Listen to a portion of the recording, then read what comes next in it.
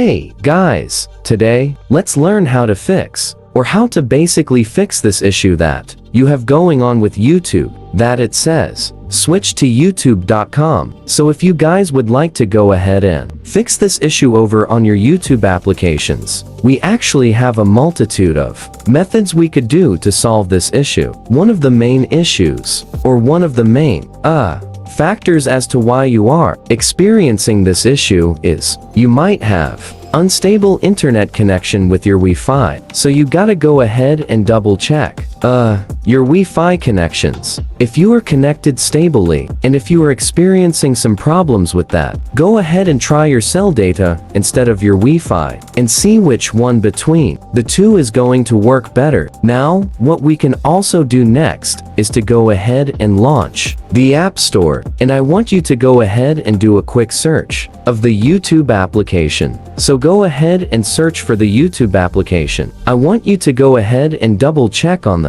application if you have an update available. If you do have an update available, I would like you, Wasa, proceed with updating your applications to the latest version, so that bugs like this would be fixed, and you were gonna have the best user experience possible. Now, the last thing we could actually do in order for us to solve this issue is to offload the application. So in order for us to offload the application, all we need to do is to go ahead and tap on arrow settings, tap on general iPhone storage, and then wait for this to load. But basically, what we need to do is to search for the YouTube application. So let's go ahead and do that. So go ahead and tap on YouTube, and I want you to go ahead and tap on Offload App. Now, what this will do is it will free up some storage. Use away the application, but keep documents and data. Could also remove its cache, and that will be a helpful thing for you if you are experiencing issues like this. So go ahead and do so, and then tap on reinstall the application once you're done uploading it, and that should solve your issue. Guys, that is all for this video. Thank you for watching. Please like this video